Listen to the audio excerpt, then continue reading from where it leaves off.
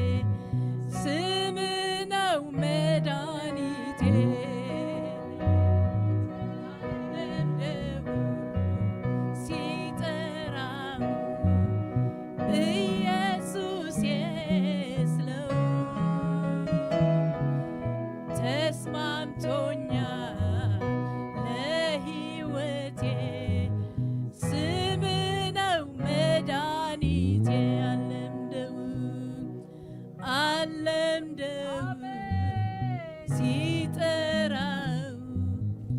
ኢየሱስ ስለው ተስማምቶኛል ለሕይወቴ ስም ነው መድኃኒቴ ስም ነፍሴ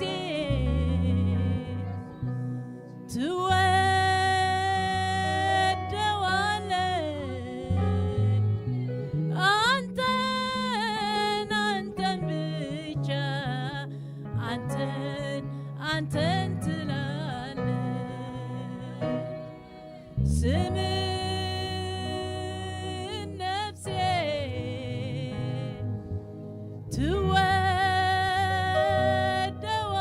ትወደዋለች አንተን ብቻ አንተን ትላለች አለምደው ሲጠራው ኢየሱስ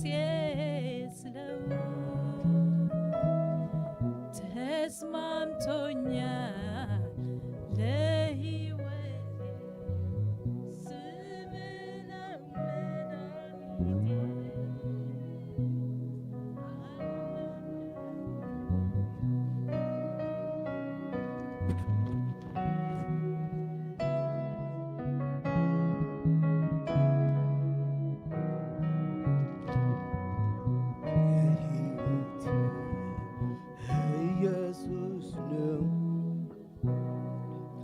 እግዚአብሔር የረዳው ሰው እግዚአብሔር የረዳው ሰው እግዚአብሔር የረዳው ሰው አይቆምም በሁኔታው ይሄዳል እየጨመረ ይቀጥላል እየጨመረ እግዚአብሔር ከሱ ጋር ያለ ኢየሱስን ከሱ ጋር ያለ ጨመርኩኝ ቀጠልኩኝ በሞገስ ቀጠልኩኝ መንፈሱን ቅባቱን ዛሬም ስለያዝኩኝ ቀጠልኩኝ ደው አይንብልና በሎ ወስከን ሰይጣን በፍቅር ቀጠልኩኝ መንፈሱን ቅባቱን ዛሬም ስለያዝኩኝ እግዚአብሔር የረዳው ሰው እግዚአብሔር ያቆመው ሰው አይቆምም በሁኔታው አይቆምም በሁኔታው ይሄዳል እየጨመረ ይቀጥላል እየጨመረ ኢየሱሴን ከሱ ጋር ያለ ቅባቱን ከሱ ጋር ያለ ቀጠልኩኝ በፍቅር ቀጠልኩኝ በሞገስ ቀጠልኩኝ አባቴን ኢየሱሴን ቅባቱን እሱ ስለያዝኩኝ እስካን በሎ ቀጠልኩኝ በሞገስ ቀጠልኩኝ ቅጽሉ ይሁን ምድብለና አይደለ ጎይታ ከንካይድና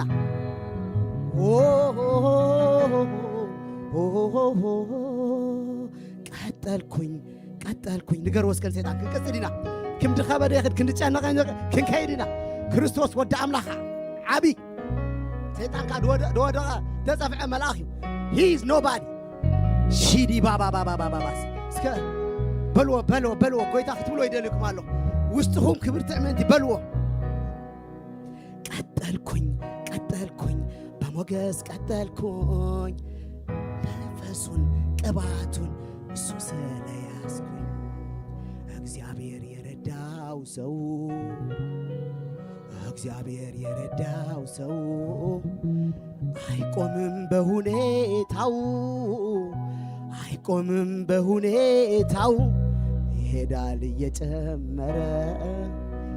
ይቀጥላል እየጨመረ ውድዬ ከሱ ጋር ያለ ኢየሱሴን ከሱ ጋር ያለ ቀጠልኩኝ በመንፈስ ቀጠልኩኝ በክብር ቀጠልኩኝ በቅባት ቀጠልኩኝ መንፈሱን ቅባቱን ያዝኩኝ ቀጠልኩኝ በፍቅር ቀጠልኩኝ መንፈሱን ቅባቱን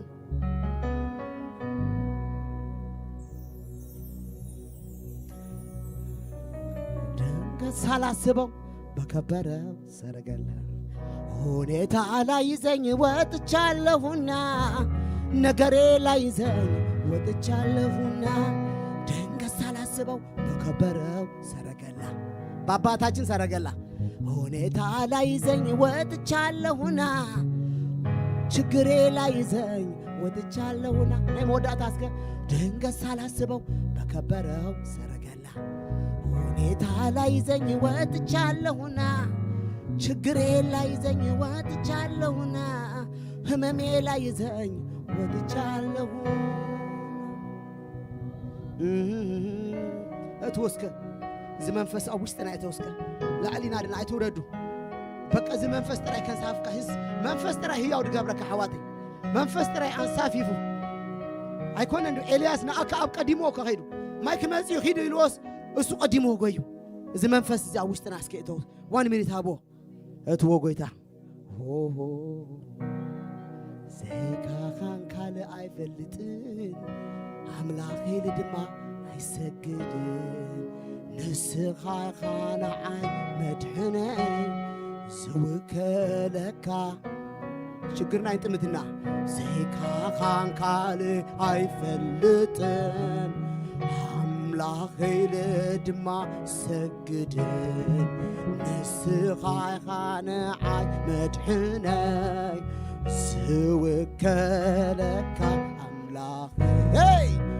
ዘይካኻን ካልእ ኣይፈልጥን ኣምላኸይ ድማ ሰግድን ንስኻ ኢኻ ንዓይ መድሕነይ ዝውከል ንሰግድ ንኢየሱስ ጥራይ እስከበልዎ ንኢየሱስ ክርስቶስ ወዲ ኣምላኽ እምበር ንሽግር ንሕማም ንማንም ሰይጣን ኣይንግዛእና ክርስቶስ ወዲ ኣምላኽ እቲ ሰማይን ድገበረ ሰማይ ምድርን ድገበረ ንኡ ጥራይና እስከበልዎ ምንም ኢድ ኣይንህብና ንማንም በልዎ በቃ ደጌታት ሲኦል ኣይክሕይሉናን እዮም ዘይካኻ ካልእ ኣይፈልጥን ኣምላኸይ ድማ ሰግድን ንስኻ ኢኻ ንዓይ መድሕነይ ዝውከለካ ኣምላኸይ ኣምላኸይ ኣምላኸይ ኣምላኸይ በዓል ዓብይ ሓይሊ ንኹራ ደንጓይ ንከይተጣዓስ ኣምላኸይ ኣምላኸይ ኣምላኸይ ኣምላኸይ በዓል ዓብሳሊ ንኹራ ደንጓይ ንእከይ ተጣዓሲ one more time ኣምላኸይ ብሩኽ ኣምላኽ ይደለና ከሳሲና ማንም ተደርቢዩ ኢየሱስ ኣጽድቑካዩ በዓል ዓብሳሊ ንኹራ ደንጓይ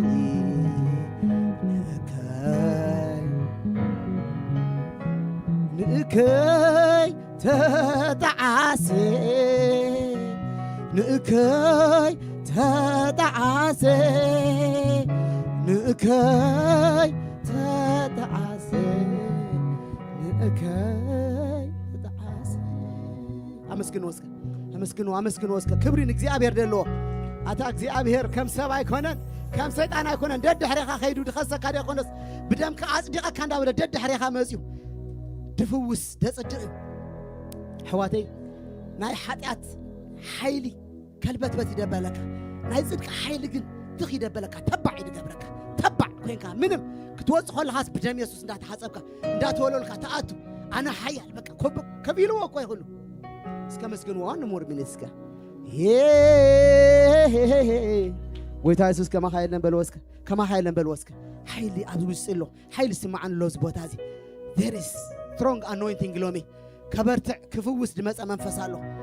መንፈስ ቅዱስ ኣመስግን ወስከ የክብር መንፈስ የእግዚአብሔር መንፈስ የአባቴ መንፈስ we love you we respect you በል ወስከ glory only to you glory to the Father the Son and the Holy Spirit አመስግን ወስከ እዚ መንፈስ ክቡር መንፈስ እዩ ክቡር መንፈስ expensive ሰማይ ምድር እንድገበረ ትንፋስ ድሰኹዓላ ንአና ድገበረ ሼፔ ፔ አመስግን ወስከ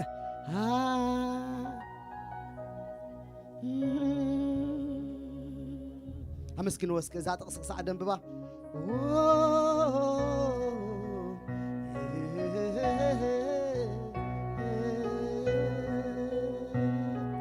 ንድኹም ሓይሊ ይህብ ንስኑፍ ከዓ ብርትዐ ይውስኽ እብለን ነይሩ ጎይታ ኣብዚ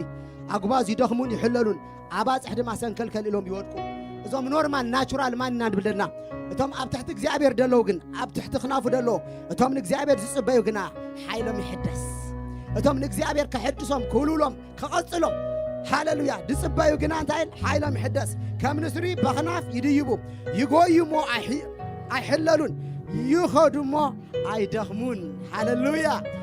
ሃሌሉያ ኣብ ትሕቲ ጽላል እዚ እግዚኣብሔርና ደለና ሃሌሉያ እቶም ደገደሎ ክደኽሞዎ ንኽእል እዮም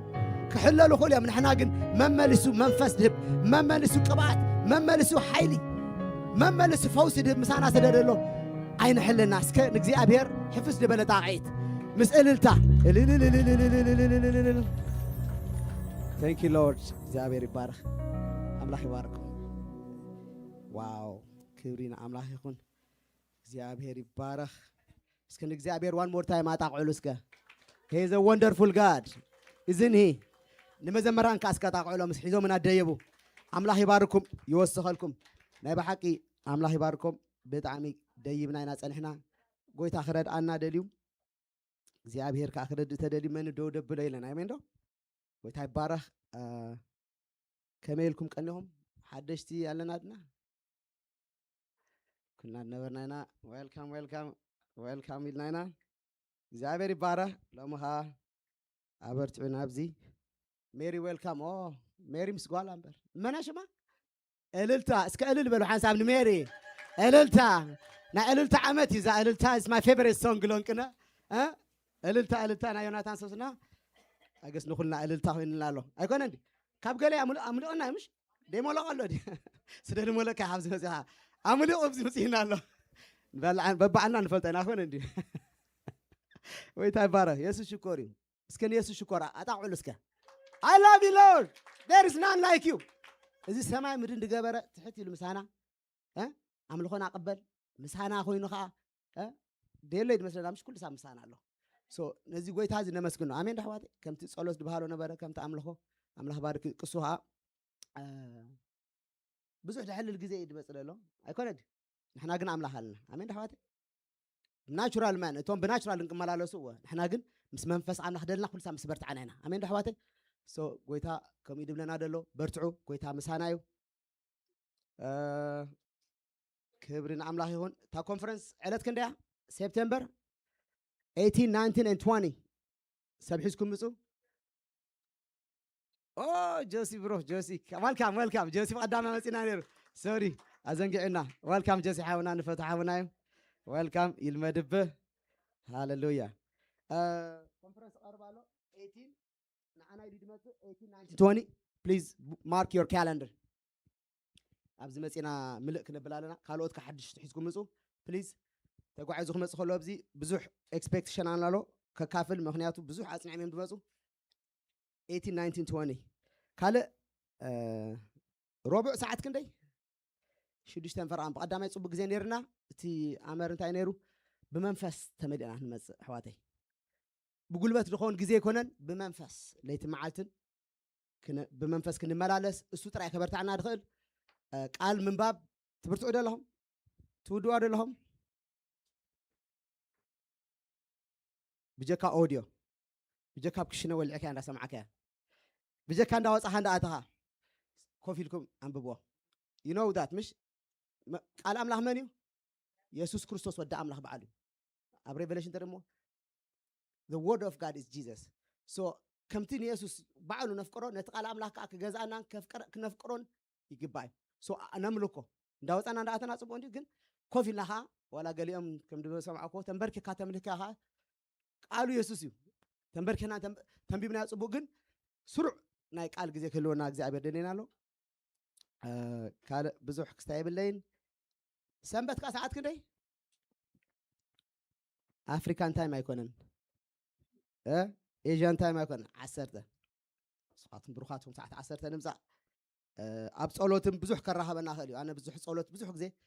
ክሓስቦ ድቐንኹ ዋላ መዝሙር ክሓስቦ ድቐንኹ እዩ ድመፀን ብዚ ሰጎይታ ኣበይ ከም ድጓነፋና ይንፈልጥና ንምፃ ቀጢፍና ብዙሕ ግዜ ንውድና ሎሚ ናይ ህፃናት ኣይተኻሉን ኮንፈረንስ ዕለት ሓደ ደባይላ ነብራ ዕላ ሸሞንተ ይላመዱ እዮም ደለው ኣይትሕፍርዎም ኣብዚኣ እቶም ክትሕግዙ ትኽእሉ ሓግዙ ተደይኮነ ኣብዚኣ መፅያ ኮፍ ንበል ኣብ ውሽጢ ኣነ ብዕለት ሓደ የፍቅደ ነይረ ግን ላብሻይ ትመፅያ ፕሊዝ እዚ ናይ ሚኒስትሪ ናይ ህፃናት ክንዕብዮ እንድሕር ኮይና we have to be focused on them ንሕና ዓቢና ኢና ልከዲ እዞም ናእሽቱ ብተኻእለና መጠን ክስታይ ክንገብር ኣለና ክንፅዕት ኣለና ሰላም በይና ክትከሎንያ በዓል ንያት በይኖን ክኸሎ ኣይክእላንን I tried this ክስታይ ፕሊዝ ኩሉ ሳብ ኣነ ንቁሱ ከምኡላ ነይረ ጎይታም ድመፀለይ ነዞም ናእሽቱ ክንሰርሕ ኣለና ተረዳይና ኣላምሽ እዞም ዓበይቲ በልዕና ሰቲና ኢና እዞም ናእሽቱ ግን ብተኻእላና መጠን ከቢድ እዩ ግን ክንፅዕርና ከምቶም ዝፅዓሩልና ማለት እዩ ገለ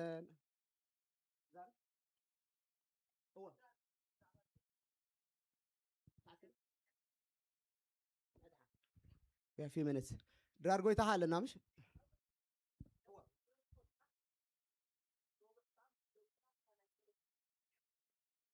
ኣብታ ናይ ጸሎት ኣብታ ናይ ዋትስኣፕ ተገዲስኩም ስምዕዋ እንደገና ድረስ ኮድ ጸሊም ስረ ናይ ላዕሊ ጻዕዳ ፓንት ጸሊም ጻዕዳ I think easier እንደገና ዋትስኣፕ ኣለኩም ንከታተላ ነጸበቃ ዛ ኮንፈረንስ ናይ መጀመርያ see what happens ድሕሪኡ ኻ እንዳዓረና ክንከይድና ወለድኻ ኩልኩም ምሽ ኣብ ገዛ ኮፍ ትብሉ የለመች ኣምላኽ ባርኩም ልብኩም ዓቢ አንዳ አፍቄዴ ግን ተቀይራለሁ እግዚአብሔር ይባረክ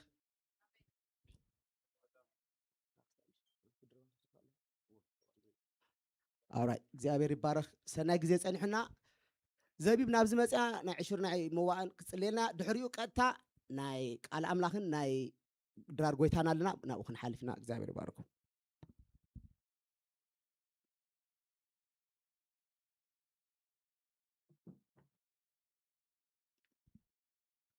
ሽባሓደ ንጸልይ እግዚአብሔር ኣምላኽና ስለዚ ጸንሐ ጊዜ ለመስግነካ ኣለና ክብር ምስጋና ንዓኻ ይኹን እግዚአብሔር አቦ ብስም ኢየሱስ ሕጂ ድማ እግዚአብሔር አቦ በዚ እንህበካ እግዚአብሔር አቦ ንስኻ ክትባርኾ እግዚአብሔር አቦ ንስ ወከፍ ሰብ መመሊስካ ክትባርኽ እግዚአብሔር ይጽልለኹ ኣምላኸይ ንዘይብሎም ድማ ደጌታት ክትከፍትሎም ብኩሉ ክትረዶም ጎይታ ንጽልይ ክብር ምስጋና ንዓኻ ይኹን ብስም ኢየሱስ አሜን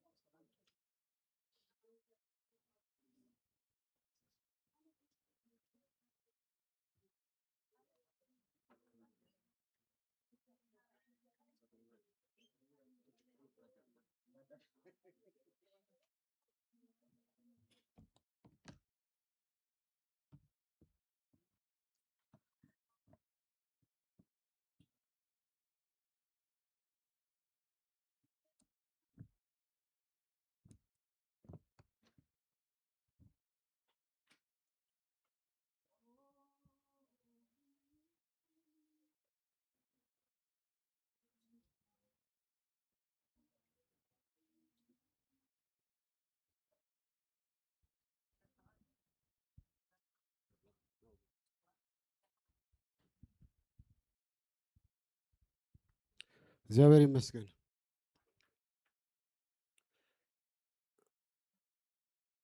ፕሮግራም ተወደደ የተወደኒ መስለኒ እግዚአብሔር ይመስገን ክብሩን አምላክ ይሁን በቴ ያባርኩም ስለሰማሁ እግዚአብሔር ይመስገን ከም ተለምድ ጥራር ጎይታ ተዳሊን ተዳሃልዩ ሬዲ ዲዘላ ኦኬ እግዚአብሔር ይመስገን በሐሳብ ኮይና ሎም ዕለት መጀመሪያ ሳንዴይ ስለዝኾነ ድራር ጎይታ በሐሳብ ክንበልዕና እግዚአብሔር አምላክ ይመስገን ክብሩን አምላክ ይሁን እዚ ጎይታ ገዲፍልና ዝኸደ ሕድሪ ስርዓት እዩ እግዚአብሔር አምላክ ይመስገን ደስ ክብለካ ትገብሮ ደስ ተዘይግልካ ካትገድፎ ይኮን እግዚአብሔር አምላክ ይመስገን ክሳብ ክርስቶስ ዝመጽእ ንመዘክርታ ክንገብረና ወንጌል ድማ ክንምስክረልና እግዚአብሔር አምላክ ይመስገን ክብሩን አምላክ ይሁን ኢየሱስ ክርስቶስ ጎይታ ነው እስኪ ንጸልይ እግዚአብሔር አምላክ ይመስገን ሃሌሉያ ናብ መስቀል ናብ ቀራንዮ እንዳወፃና እግዚአብሔር አምላክ ይመስገን ናብ ትክክል 2000 ዓመተ ምህረት ኣብ ቀራንዮ ዝተፈጸመ ውዕለት እንዳቡ እንዳጠመትና እንዳቡ እንዳስተንተና እንዳቡ እንዳአተና እግዚአብሔር አምላክ ይመስገን ሃሌሉያ እቲ ዝፈሰሰ ደም ስለይ استوجع استشنكر كريستوس سجا سلي تشنكرو سليو إلهي لما سبق تاني أبوي نمنتاجي هذا كان نكسب زبل قويتك سود أملاك نسوق جابر أملاك مسكين هاللويا سكن أبو نتأمل تجابر أملاك مسكين أبو نمسك الكرانيو هاللويا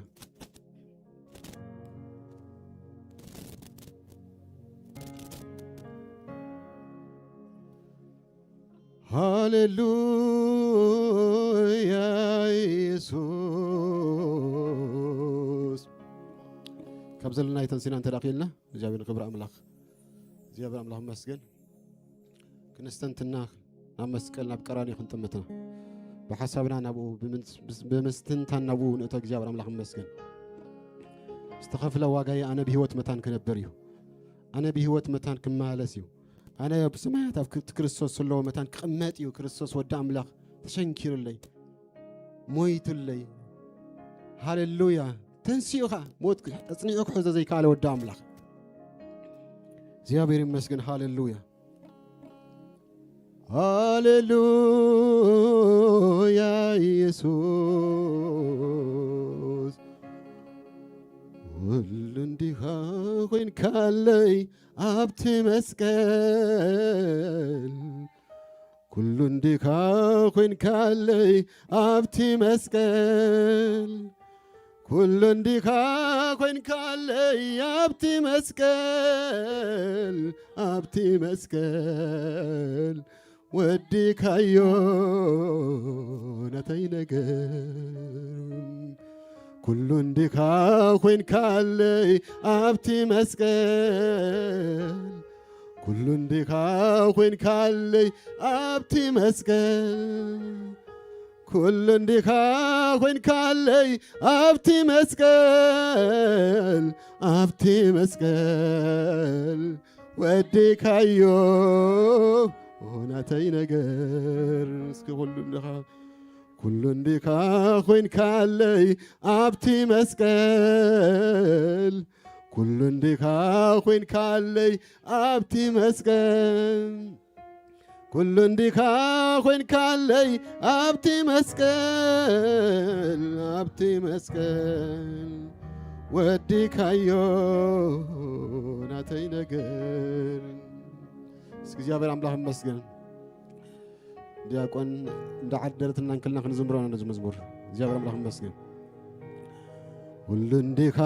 ኮይን ካለይ አብቲ መስቀል ሁሉን ዲካ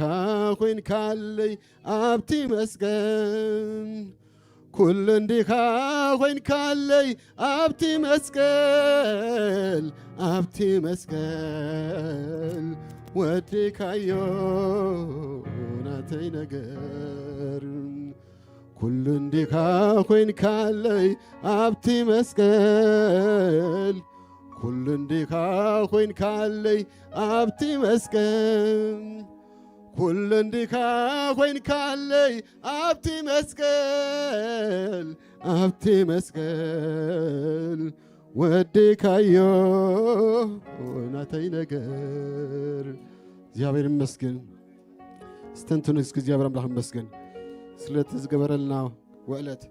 سلت زغفلنا واقع اكزيا برام لهم مسكن هاليلويا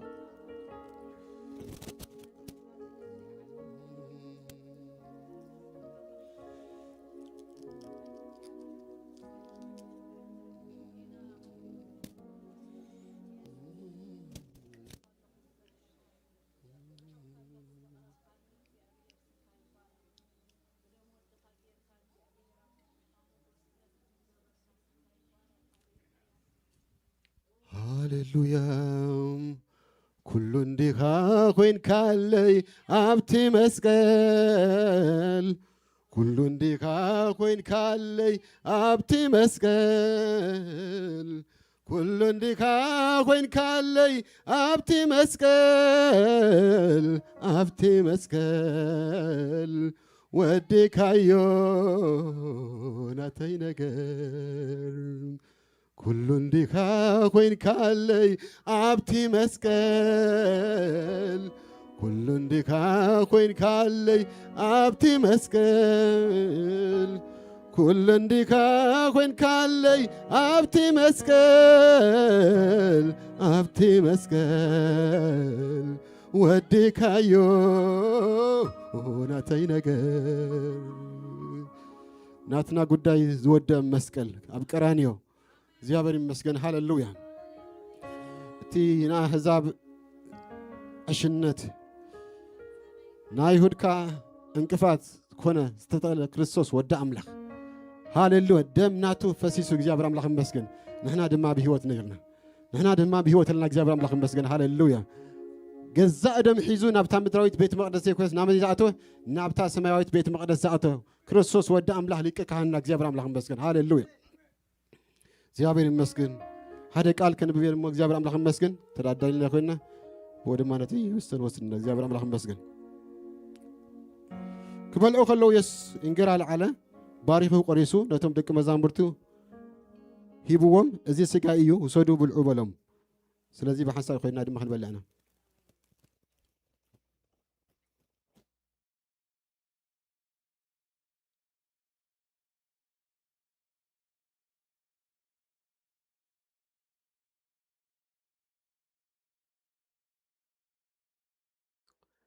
ጽዋ على إلو مسكين دما كم زين دابل هبهم زين أنت بزحات نحدقت حاتي أزفس زلون حدش كده عندمي يومه كابزي كلكم ستيو بلوم لازم بحنساقين دم حنستنا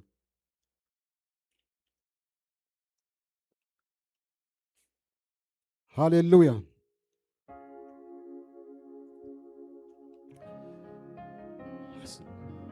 تمسكن እግዚአብሔር تمسكن سلو علتك እግዚአብሔር سجاها خن بلع دم كادم ما خن ستي كريستوس ودا أملاخ حدري قريف كلنا زخر كاك زيابهير حجد ما بحنسا غيرنا يلنا زيابهير زيابهير موتن تنسين خان كنقر دماغ زيابهير ردنا بيسوس كريستوس نعخا استسأل كا كريستوس ودا أملاخ زموت كا كموت كا استنسأك زيابهير بقول تاب يسوس كريستوس وقلت كا كل جزء خنقر تفسس دمك سلتفسس دمك سلستوق እግዚአብሔር በጌታ ኢየሱስ ክርስቶስ ስም ሁሉ ጊዜ ከነገር ለና እግዚአብሔር ካብዚ ወሰና ይስላዕ ለእግዚአብሔር ሕጂ ሓርነት ኮይነሎ ካብዚ ወሰና ይላዕ መንጻህ ኮይነሎ እግዚአብሔር ካብዚ ወሰና ይስላዕ ለእግዚአብሔር ጌታ ሰራዊት ምብዋስ ኮይነሎ በጌታ ኢየሱስ ክርስቶስ ስም ምብዋስ ኮይነሎ በጌታ ኢየሱስ ክርስቶስ ስም ዝናን ኮይነሎ እግዚአብሔር ሆይ በሽም ኢየሱስ ክርስቶስ ስም እግዚአብሔር ጌታዬን አምላኬን حمام زبلة بيسوس كريستوس يدرق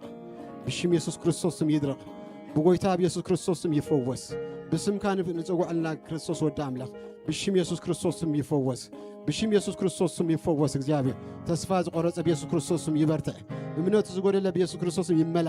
ጸጋ ዝጎደለ ጸጋ ይንጀርበብ እግዚአብሔር ኃይል ሳነ ድማ ከም እግዚአብሔር በጎይታ በኢየሱስ ክርስቶስ ዘመርታ መንፈስ ካይምጻዮ زبرتع ملأخ كم سواه كريستوس ودا أملاك زيابير زبرتع ملأخ زبرتع منفس دما يمسنا زيابير زبرتع منفس دما يتنكفنا زيابير بيسوس كريستوس من نسوا كفنا يتنكفنا زبرتع زيابير قبل اللي برخت زملالس كريستوس زيابير كبعاتك حيلك منفسك بويتا بيسوس كريستوس يمسنا بشيم يسوع كريستوس يدرخ أن እግዚአብሔር ويتاين أملاخي سلا كل نجار نمسكنا كلنا سلا تخفلوا واقع እግዚአብሔር يبكرنا يسفس دم كريستوس ودا أملاخ نمسكنا كلنا እግዚአብሔር تمسكنا እግዚአብሔር كبر كلنا عهيكون بيسوع كريستوس آمين.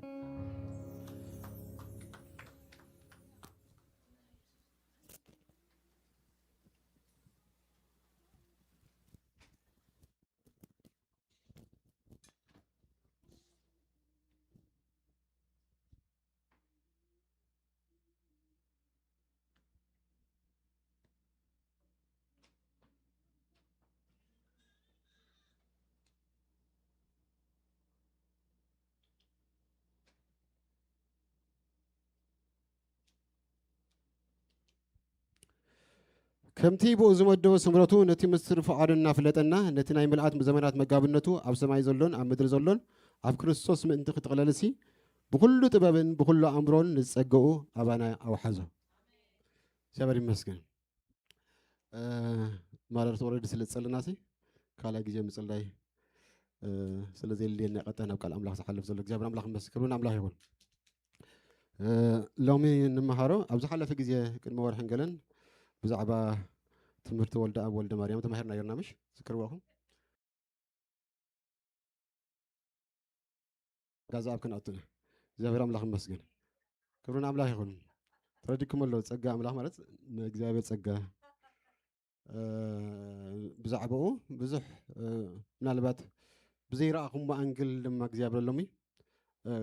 منفس قدس زابير أملاح مسجن كبرنا أملاح يكون زابير مسجن سلازي لو من المهارة بزعبات تنتهي تمرت تسجع زعاب مالتي تمرت تسجع زعاب كوينو جن عرس تنتهي بال تسجع أملاخ سماين مدرن زتقلل تسجع سماين مدرن زتقلل تسجع انتهي زقبل تسجع سماين مدرن زتقلل تسجع كبير يكون سرستي زابير مسجن مالته سماين مدرن بنتهي مطلال تسجع مطلال مچم ጸጋ مچم ابزي زعي زلو حجي كما يجير داب سماي زلو ጸጋ املاح كما يجير يتقلل انترايلنا بمسارة مصحف قدس كا قال املاحكم سلازي نغرنا كنزاربنا እግዚአብሔር املاح بس كبرنا املاح يሆን بزعبا ጸጋ خنا لكلنا مچم بزح ግዜ ስለ ጸጋ املاح نزارب ስለ ጸጋ املاح نسبخ ስለ ጸጋ املاح بزح ነገርنا ዲስካስ ንገብር እግዚአብሔር املاح مسكن حجي كا ገለ ካብቲ سماين مدرن زتقلل تسقى دما كنزارب نغزابر املاح مسكن كرمنا املاح يكون قدمو ግን تسقى خنبلكلنا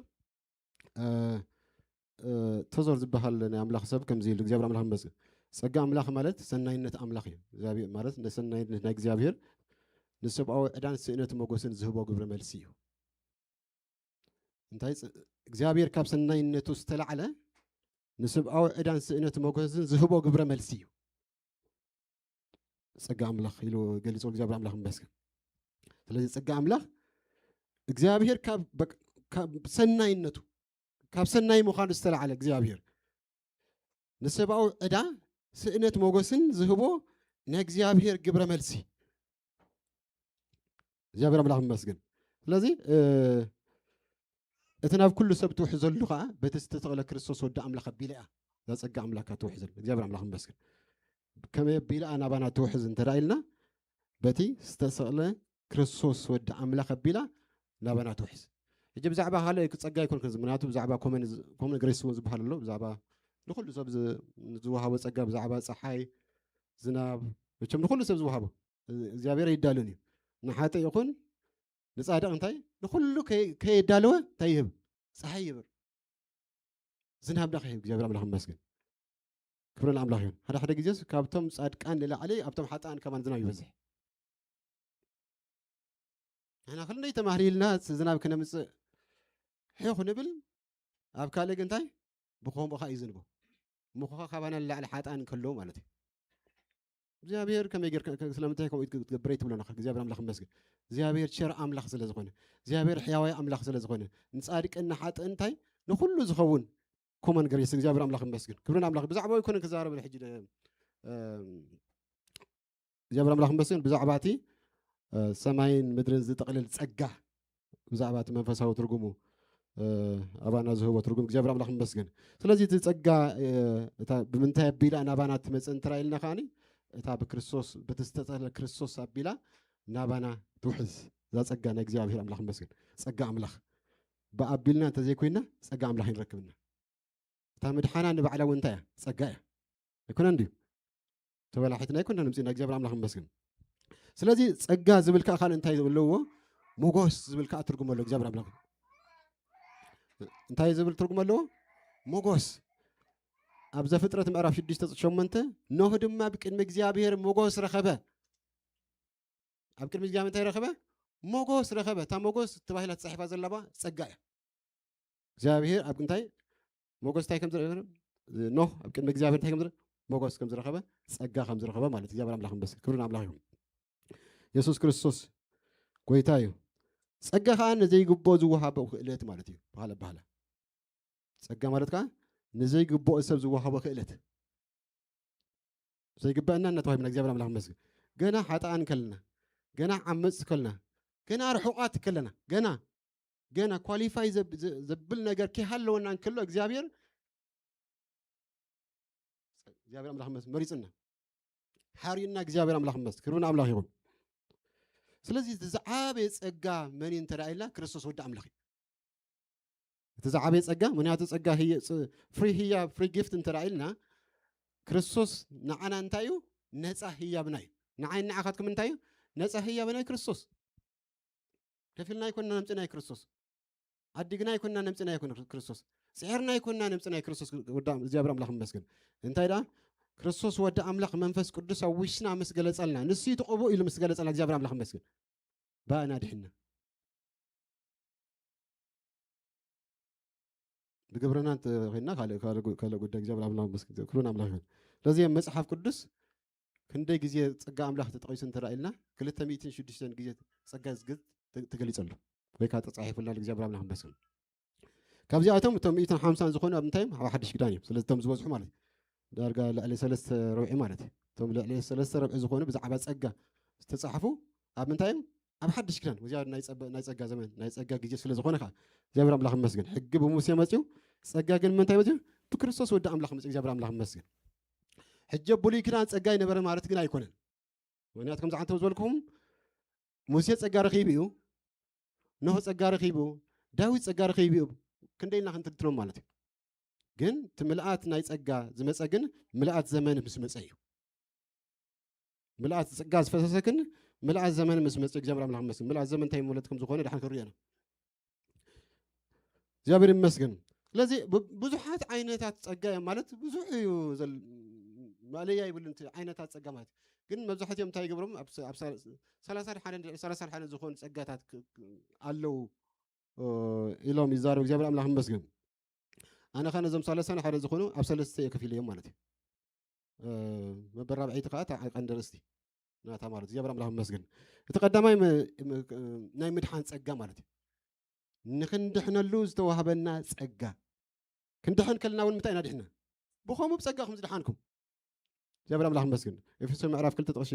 9-8 እግዚኣብሔር ኣምላኽ ይመስገን ስለዚ ሓደ ሰብ ብዝገበሮ ዘይኮነ ዝድሕን ሲ ብዝኣመኖ እዩ ዝድሕን እግዚኣብሔር ኣምላኽ ይመስገን ሓደ ሰብ እንታይ ብዝገበሮ ዘይኮነ ዝድሕን እንታይ ዳ ብዝኣመኖ እግዚኣብሔር ኣምላኽ ይመስገን ሕጊ ብሕጊ ይኮንና እንድሕና ምክንያቱ ሕጊ ናብ ምንታይ እዩ ዝጠምተካ ናብ ክእለትካ እዩ ዝጠምተካ ሕጊ ናብ ምንታይ እዩ ዝጠምተካ ናብ ክእለትካ ናብ ተበላሕላነትካ ይፅበ እንተዘይፈፂምካ ኢኻ ናብ ሞት ዝወስደካ ሕጊ ናብ ምንታይ ከይጠምተካ ናብ ክእለትካ ናብ ጥበብካ እዩ ዘመልክተልካ እግዚኣብሔር ኣምላኽ እንተዘይተዋፂእኻያ 10 ተለምፂእኻያ ናብ ምንታይ ናብ ሞት እያ ተወስደካ ፀጋ ኣምላኽ ግን ናብ ምንታይ እያ ተወስደካ ናብ ክእለት ክርስቶስ እያ ዘጠምተካ ክብርን ኣምላኽ ይኩን ናብ ምንታይ ጠምተካ ፀጋ ኣምላኽ ኣብ ውሽጥኻ ሓይሊ ፈጢራ ናብ ክእለት ክርስቶስ እያ ተወስደካ ክርስቶስ ብዝኸፈሎ ዋጋ ኢና እንታይ እንተኮይና ድሕና እግዚኣብሔር ኣምላኽ ይመስገን ንሕና ብዝኸፈልናዮ ዋጋ ኣይኮነን ምስ ንሕና ብዝገበርና ኣይኮነን ናትና ግብሪ ፅዩቕ ጨርቂ እዩ ወላ ሓንቲ የብሉን እግዚኣብሔር ኣምላኽ ይመስገን ክብርን ኣምላኽ ይኩን ሮሜ ምዕራፍ 3 ጥቕሲ 23-24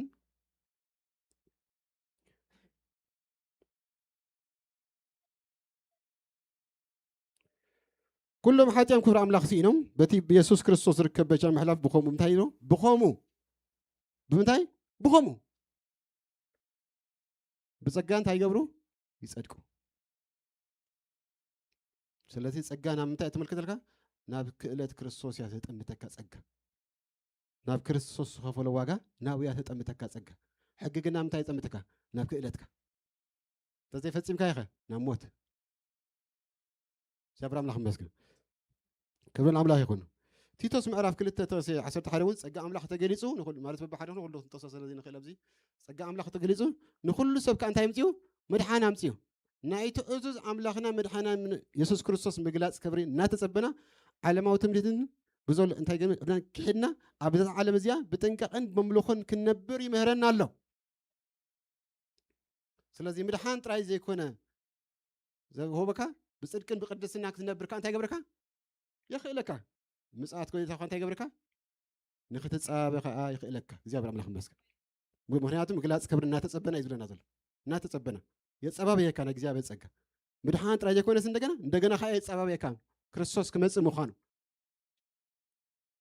ክርስቶስ ከመጽ መኻኑ ተራ ተሰዊጥካ ሁሉ ጊዜ እንታይ ነበር እንዳተፈለኻት ኸይድ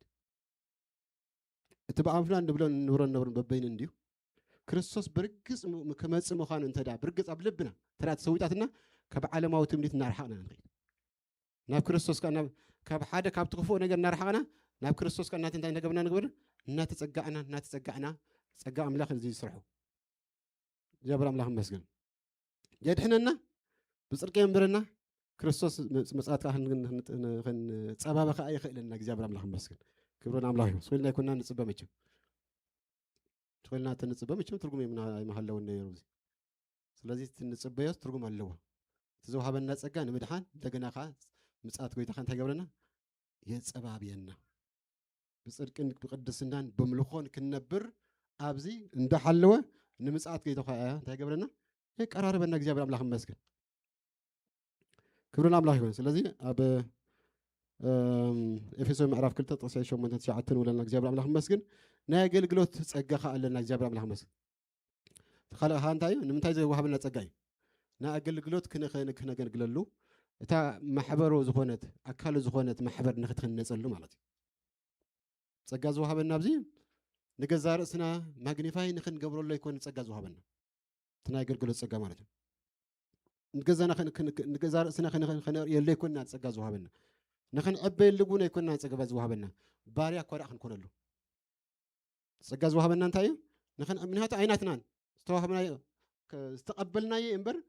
ናትና ዘምፀና ይኮን ስለዚ ዝዕብና ገ እንታይ ኣለና ወላ ሓንቲ ክንዕበየሉ ይኮን እንታይ ዳ ባርያ ክንኮነሉ ከነገልግለሉ ኣብታ ማሕበር ከም ሓደ ኣካል ኣቲና ድማ እንታይ ንገብር እዮና ክንዓይ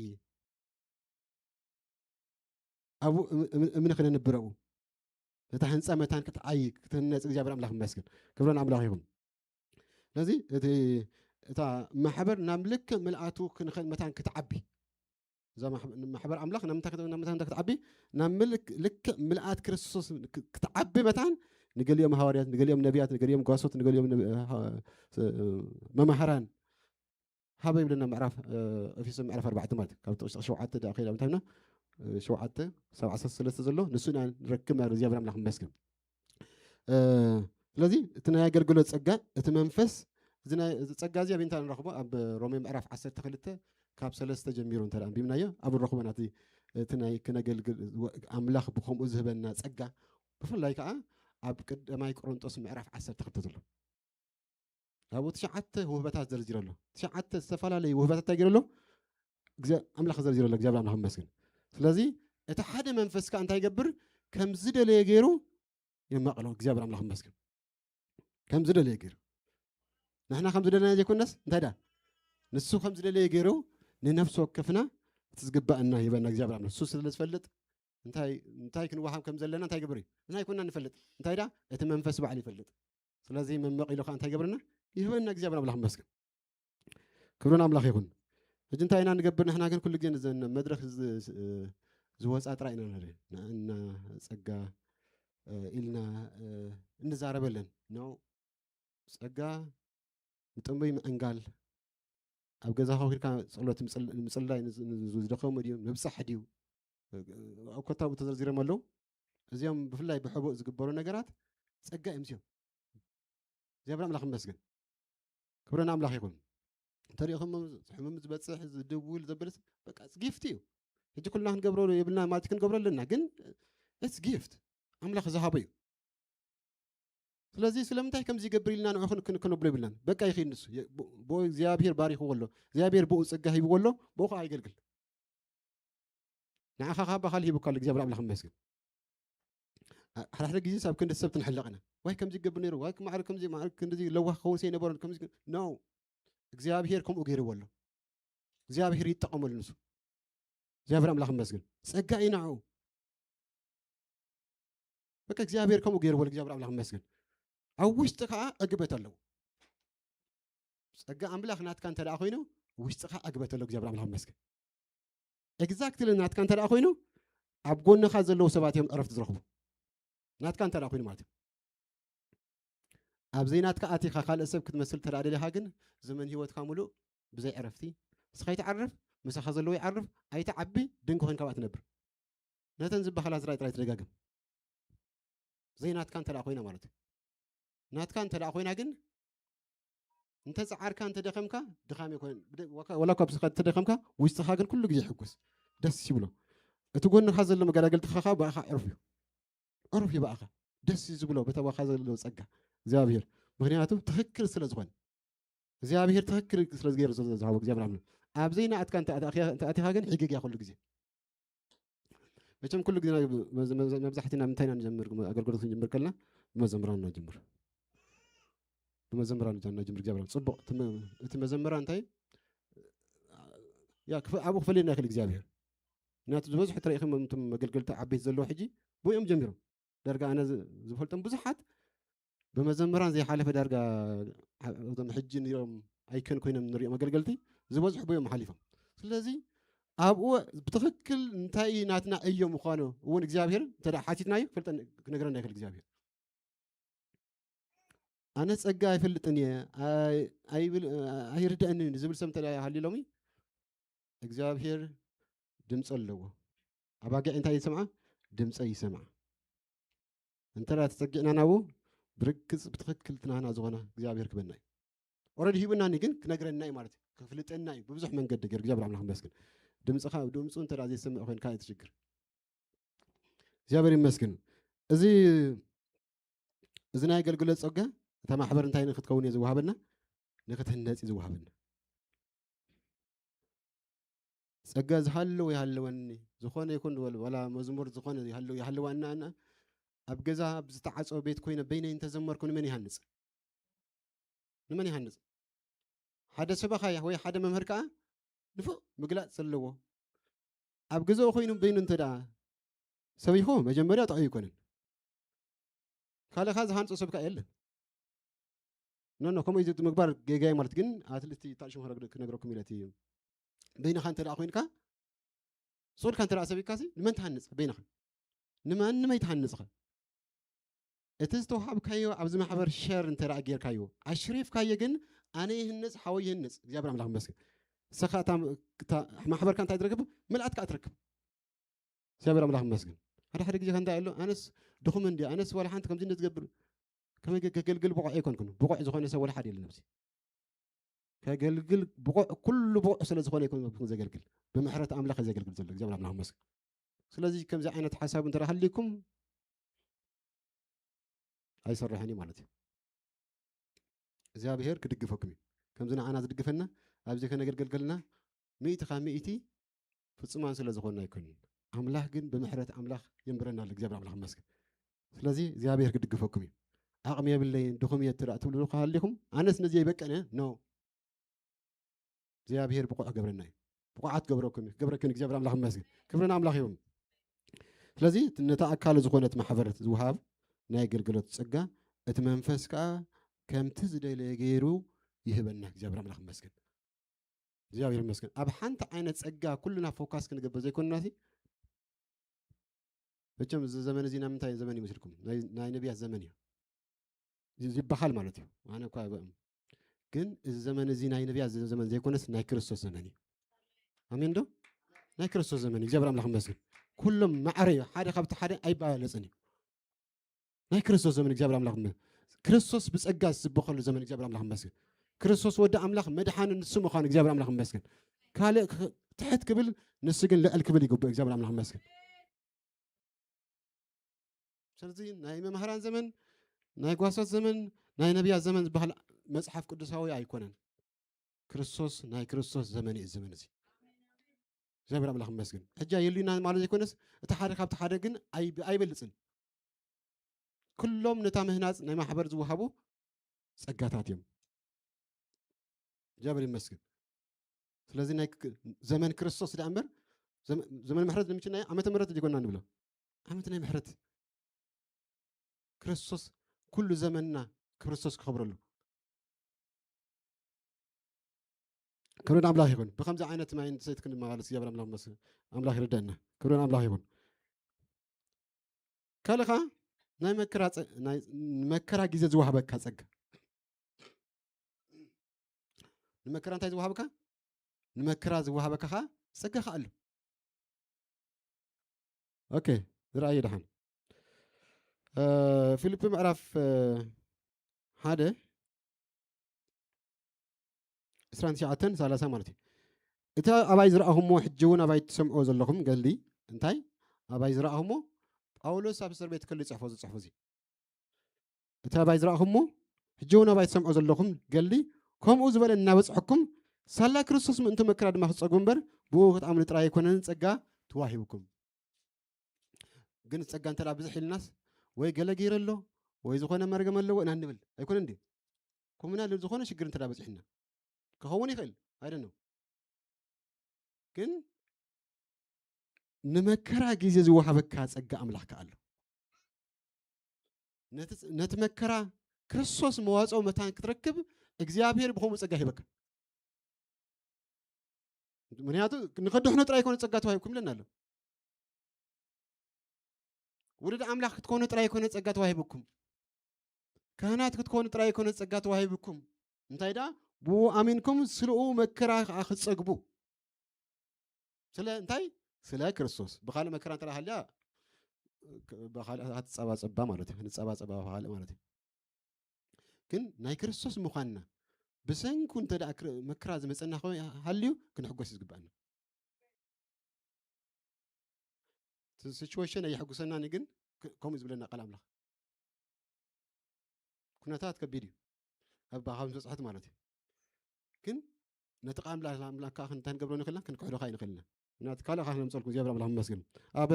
ቀዳማይ ጴጥሮስ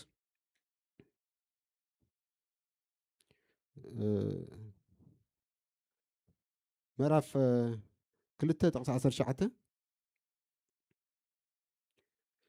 ሓደ እኳ ስለ ሕልና ኣብ ቅድሚ ኣምላኽ ተዓሚፆ ጓህ እንተተዓገሰ እዚ ጸጋ እዩ ሓደ እኳ እንታይ ሓደ እኳ ስለ ሕልና ኢሉ ኣብ ቅድሚ ኣምላኽ ተዓሚፆ እሱ ዓሚፁ ዘይኮነ እንታይ ዳ ተዓሚፁ ተበዲሉ እንከሎ እግዚአብሔር ኣምላኽ ይመስገን ነዚ ጓሂ እዚ ነዚ ቃንዛ እዚ እንተ ደኣ ዝሰግሮ ሃልዩ እቲ መስገሪኡ ምክንያት ዝኸውን ዘሎ ጸጋ እዩ ወላ እኳ ዝስምዖ እንተሃለወ ወላ እኳ ዘቐንዝቦ እንተሃለወ ነገር ግን እቲ ምፅማሙ ንባዕሉ እንታይ እዩ ንሱስ ጸጋ እዩ እግዚአብሔር ኣምላኽ ይመስገን ስለዚ ሓንተስ ብክርስቶስ ጥራይ ትኾን እምበር እቲ እናሓልፎ ተጸሚምና እናሓልፎ ንሱ ጸጋ እዩ ዕሽሽ ኣይትበልዎ ከም ዝፀረፈኩም እንተ ደኣ ፀሪፍኩምሞ እዚ ጸጋ እዩ እዚ ወዲቅኩም ኣለኹም ወረዲ ምስ ፀረፈኩም እንተ ደኣ ዘይመሊስኩም ተዓጊስኩም እንተ ደኣ ሓሊፍኩምሞ እንታይ እያ ንሳ ጸጋ እያ እግዚአብሔር ኣምላኽ ይመስገን ኣብ ክንዲ ሕማቕ እናገበርካ ሕማቕ እንተ ደኣ ትፈዲ ኮይንካ ግን ትርጉም የብሉ ማለት እዩ ተዓሚፅካን ከለኻ ተፀሪፍካ ከለኻ እንተ ደኣ ተፀሪፍና ሎም እንታይ ኢና ንገብር ዋ ዕፅፍ እንዲ ክምልሰላ እዚያ ዕፅፍ እንዲ ክምልሰሉ እዚ ዳ መን ኮይኑ እዩ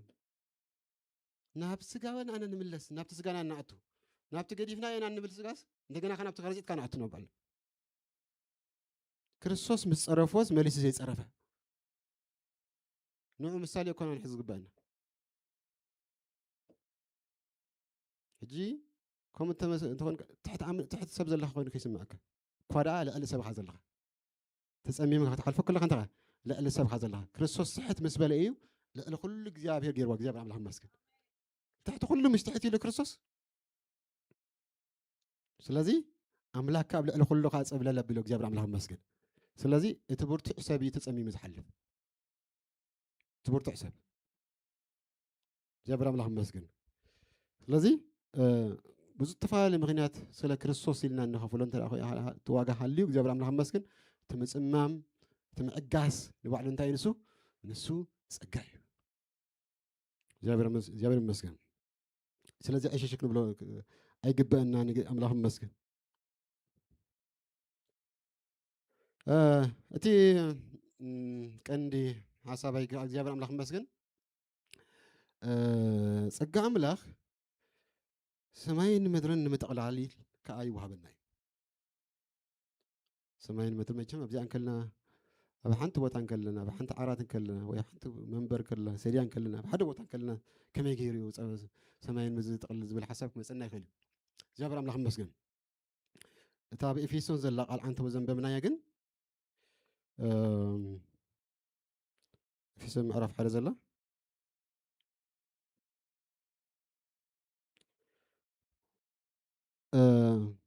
ጳውሎስ ኣብ እስር ቤት እንከልኡ ነዛ ከምዛ ዝነገርኩም ኣብ ኤፌሶን ክል ማለት ኣብ እስር ቤት ከሎ ዝፀሓፈን መልእክታት ኤፌሶን ፊልጵ ቆሎስያስ ፊሊሞና እዚን ጳውሎስ ኣብ እንታይ ነይሩ ኣብ እስር ቤት እንከሎ ብሰንኪ እምነቱ ማለት እዩ ብሰንኪ እምነቱ ኣብ መቑሕን ከሎ ዝፀሓፈን ፅሑፋት እየን እዚን ወይ ከዓ መልእክታት እየን ሓንቲ ካብኣተን ካዚ ሕጂ ንዛረበ ዘለና ከዓ መልእክቲ ኤፌሶን እግዚአብሔር አምላክ መስገን ኩሉ ግዜ እንተዳሪኹሞ ዝበዝሕ ግዜ ሰባት ኣብ ጭንቂ ኮይኖም ዝፀሓፍዎ ሰባት ኣብ መከራ ኮይኖም ዝፀሓፍዎ ፅሑፋት ንሶም ፍሉይ ምግላፅ እትረኽበሎም እግዚአብሔር አምላክ መስገን ንኣብነት ራእይ ዮሃንስ ተወሰዱ ራእይ ዮሃንስ ኣብታ ጳጥሞስ ትበሃል ደሴት ተኣሲሩ ኣብ ዝነበረሉ ግዜ እዩ እዚ ራእይ ኩሉ ርዩ ዓሚቕ ንሕጂ ከዓ ዋላ ሕጂ ስቲልና ማለት እዩ ንምርድኦ ከቢድ ዝኾነ ቃላት ዘለዎ ብጣዕሚ ከቢድ ማለት እዩ ኣብ ምንታይ ኮይኑ ኣብ እስር ቤት ከሎ ጭንቂ ከሎ እግዚአብሔር አምላክ መስገን እግዚአብሔር ኩለን ይበታተኸን እሞ ናብ ምንታይ ጥምት ይገብረካ ናብ ላዕሊ ልክዕ ናብ ላዕሊ ምስ ጠመትካ ከዓኒ ናይ ላዕሊ መግላፅካ ይወሃበካ እግዚአብሔር አምላክ መስገን ናይ ላዕሊ መግላፅ ጳውሎስ ኣብታ እስር ቤት ኣብታ ተኣሲሩሉ ኣብ ዝነበረ በስጋ ብመንፈስ ግን ናበይ ከይዱ ንሰማይ ከይዱ እግዚአብሔር አምላክ መስገን ብመንፈስ ግን ንሰማይ ተነጢቑ ናይ ሰማይ ነገር ደካ ፅሒፉ እግዚአብሔር አምላክ መስገን ስለዚ ናብ ኤፌሶን ብዛዕባ ምቕማጥ ብዛዕባ ምምልላስ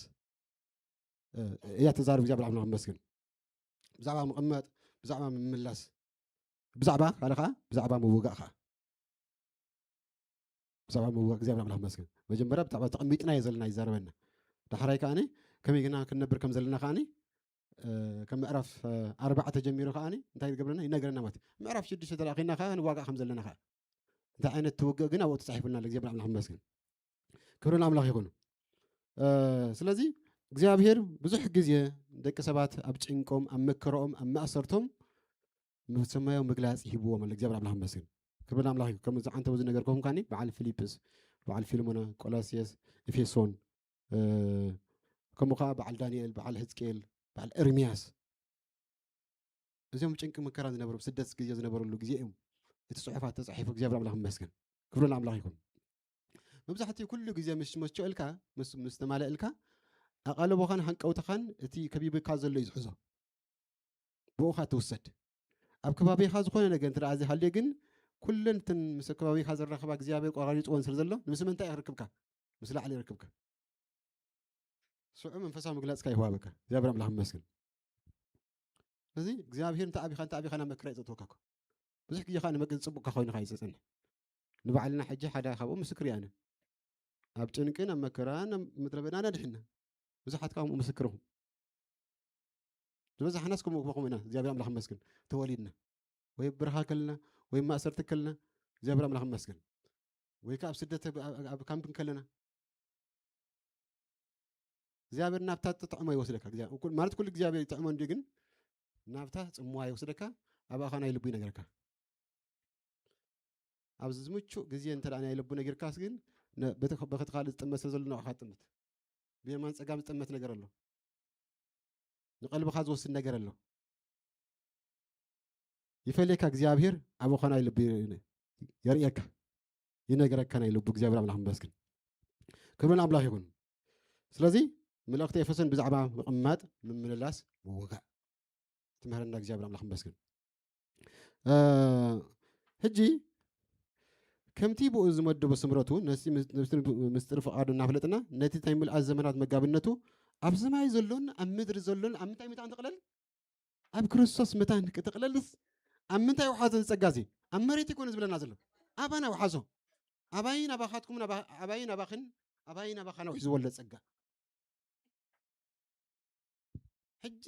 እግዚአብሔር ንዓና ዝሃበና ፀጋዚ ቀሊል ከም ዘይኮነ ማለት እግዚአብሔር አምላኽ መስገን ኣብ ሰማይ ዘሎን ኣብ ምንታይ ዘሎን ኣብ ምድሪ ዘሎን እችም ራይ ንኸይድ እስከ እቶም ኣብ ሰማይ ዘለው እንታይ እቶም ኣብ ሰማይ ዘለው ቆሎስያስ ምዕራፍ 1 15 ከባቢ 6 ማለት እዩ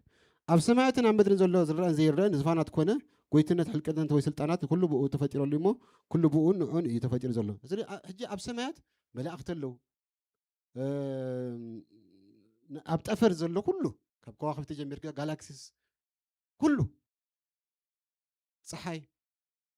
ኮታ እንታይ ንሕና ዝንፈልጦምን ዘይንፈልጦምን ኣብ ህዋ ሒዝዎ ፀይርዎም ዘሎ ኣብ ምድሪ ከዓ ኣብ ታሕቲ ምድሪ ኩሉ ፍጥረታት ካብ ሰብ ጀሚርካ ኣብ ባሕሪ ዘሎ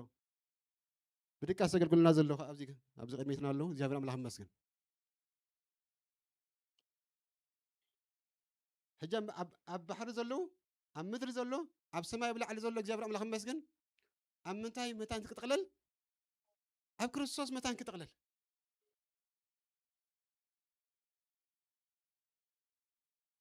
ሕጂ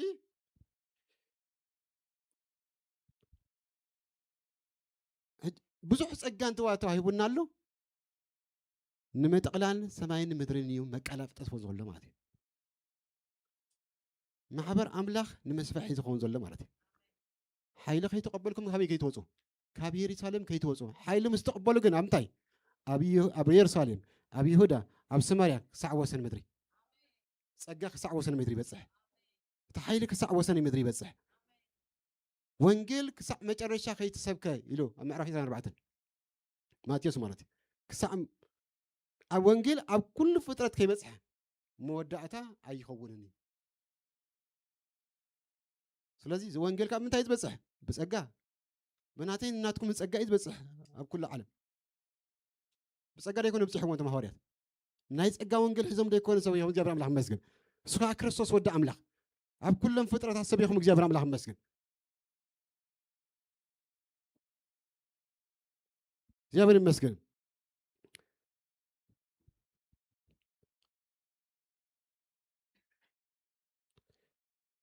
እጂ እታ ምልኣት ዘመን ማለት ካብታ ክርስቶስ ዝተገልፀላ ንድሓር ዘላ ዘመን ዘሎ ዘመን ማለት እዩ ከምንታይ ካብቲ ክርስቶስ ዝተገልፀሉ ንድሓር ዘሎ ዳሕራይ ዘመን ይብሎ እግዚአብሔር አምላኽ መስገን ምልኣት ዘመን ይብሎ እግዚአብሔር ድሓሮት መዓልታት ከዓ ይብለን ምልኣት ዘመን እግዚአብሔር አምላኽ መስገን ነቲ ዘመን እንታይ ዝሃቦ ምልኣት ዝሃቦ ክርስቶስ ወዲ ኣምላኽ እታ ምልኣት ዘመን ኣብ ገላትያ ምዕራፍ 4 እታ ምልኣት ዘመን እንታይ ከም ዝኾነት ማለት እዩ ገላትያ ምዕራፍ 4 ኣነ ግን ኣብላ ኣለኹ ወራሲ ብዘመን ቁልዕነት ከሎ ጎይታ ኩሉ ክነሱ ክሳዕታ ኣብኡ ዝመደበሎ ግዜ ትሕቲ ሰብ ድሕድርን መገብትን ይንበር ንሱን ባርያን በበይን የብሎምን ከምኡ ንሕና ቆልዑ ከለና ኣብ ትሕቲ ምሕሮ ቁልዕነት ባሮት ኮይንና ነበርና ምልኣት ዘመን ምስ መፀ ግና እግዚአብሔር አምላኽ መስገን እንታይ ምስ መፀ ናይ ምልኣት ዘመን መጋብነቱ ሕጂ ምልኣት ዘመን ከዓ ምስ መፀ ሕጂ እታ ምልኣት ዘመን እንታይ ማለትኩም ዝኾነ ሕጂ ምልኣት ዘመን ክርስቶስ ካብ ተገልፀሉ እንዳሓር ዘሎ እንታይ ይብሉ ምልኣት ዘመን ይበሃል እግዚአብሔር ኣምላኽ መስቀል ከምኡውን ያ ምልኣ ዘመን ምስ መፀ ግና ነቶም ትሕቲ ሕጊ ዘለዉ ትሻይጥ ምእንቲ ከውፅኦም ንሕና እውን ውልድነት ምእንቲ ክንረክብሲ ኣምላኽ ነዚ ካብ ሰበይቲ ተወልደ ትሕቲ ሕጊ እውን ዝኾነ ወዱ ለኣኾ እግዚአብሔር ኣምላኽ መስገን ሕጂ እታ ምልኣ ዘመን ተመልኪታ ዘላ ሓሳብ ተወፅሕ ፃሒፋ ዘላ ካብታ ክርስቶስ ተገልፀላ እንዳሓር ዘላ ግዜ ጀሚሩ ምልኣ ዘመን ይበሃል እግዚአብሔር ኣምላኽ መስገን ስለዚ ናብታ ኤፌሶን እንተደኣ ተመሊስና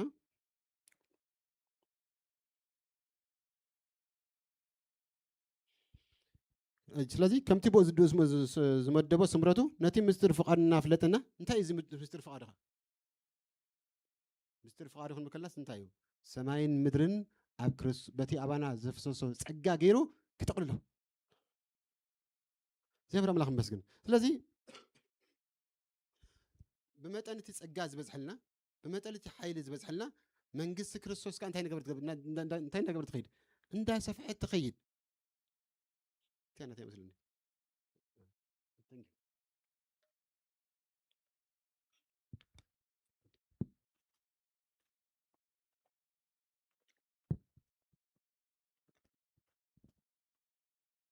እግዚአብሔር ይመስገን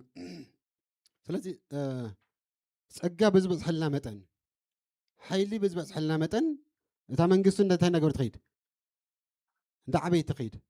እንዳሰፍሐት ትኸይድ ወንጌል ከዓ ናብ ኩሉ ገጻት ምድሪ እንዳሸፈነ ይኸይድ እግዚአብሔር ኣምላኽ ይመስገን ብመን በቲ እግዚአብሔር ኣባና ዝሃበና ጸጋ ባዕና ኣይኮነን ብኽእለትና ኣይኮነን ብዓቕምና ኣይኮነን ምክንያቱ እንታይ ኢልና ንሓንተቦ እቲ ጸጋ ናይ ምንታይ ናይ መን ይኮን ናትና ኣይኮነን ተባና ዘሎ ጸጋ ናይ መን እዩ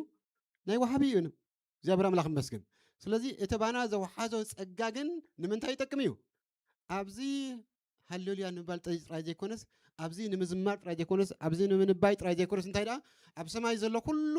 ፍጥረታት እግዚአብሔር ዝፈጠሮ ኣብዚ ምድሪ ዘሎ ኩሉ ፍጥረታት ንፈልጦን ዘይንፈልጦን ሳይንስ ነገረና ዘይነገረና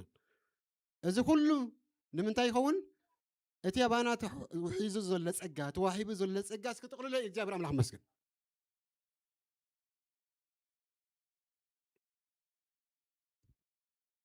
ሕጂ ካብዚ ትርክም ርክብ ወፂኻሲ لك እግዚአብሔር ንዓይ ተራ ይኮናን ክንመላለስ ከለና ተራ ሰብ ይኮናን ማሕደር ቅዱስ እቲ ሰማይን ምድርን ዝግበረ ወዲ ኣምላኽ ጸጋ ከዓ ባና ውሽጥና ዘሕደረ ጸጋ ናይ ክርስቶስ ጸጋ እንታይ ከዓ ዝገብር ጸጋ ሰማይን ምድርን ናብ ሓደ ዘምጽእ ብረስን ዘመክኽ እግዚአብሔር ኣምላኽ ይመስገን ኦኬ ንኸይድ ናብ ካልእ መስረጂ ማለት እዩ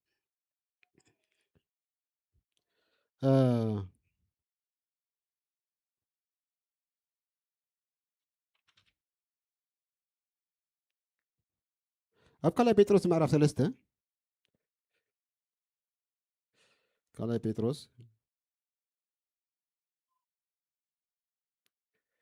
ጣዕሳ 11 ሰብዓ 12 ማለት እዩ ደጊም እዚ ኩሉ ዝፈላለ ካብ ኮነ ስሊኡ ሰማያት ብሓዊ መኺኹ ዝፈላለየሉ ፍጥረት ሰማያት ብረስሊ ዝመከሉ ነቲ ምጽኣት መዓልቲ እናምላኽ እንታይ ነቲ ምጽኣት ልክ እዚኣ ማለት ነቲ ምጽኣት መዓልቲ ኣምላኽ እናተጸበኹምዎን እናኣቃላጠፍኩምዎን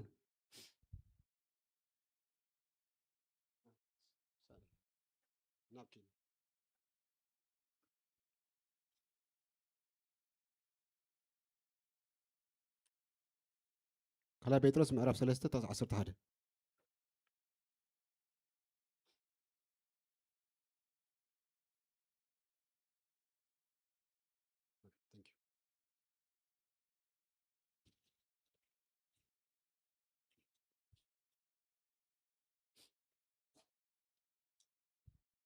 ካልኣይ ጴጥሮስ ምዕራፍ 3 ጣዕሳ 11 12 ማለት እዩ ደጊም እዚ ኩሉ ካብ ዝፈላለ ካብ ኮነ ስሊኡ ሰማያት ብሓዊ መኺኹ ዝፈላለየሉ ፍጥረት ሰማያት ብረስሊ ዝመከሉ ነቲ ምጽኣት መዓልቲ ኣምላኽ እናተጸበኹምዎን እናኣቃላጠፍኩምዎን ብቅዱስ ንብረት ብፍርሃት እግዚአብሔር ከም ዝበኾንኩም ከመይ ከም ትኾኑ እዚ እዩ ዝግባአኩም ንሕና ግና ነቲ ተስፋዊ ጽድቂ ዝነበረሉ ሓድሽ ሰማያት ሓድሽ ምድርን ንጽባለና ስለዚ ከዓ ኣቶም ፍቑራት እናበለ እግዚአብሔር ኣምላኽ ይቕጽል ማለት እዩ ነቲ ምጽኣት ጎይታ እንታይ እናገበርኩም እንዳ ኣቃላጠፍኩም እግዚአብሔር ኣምላኽ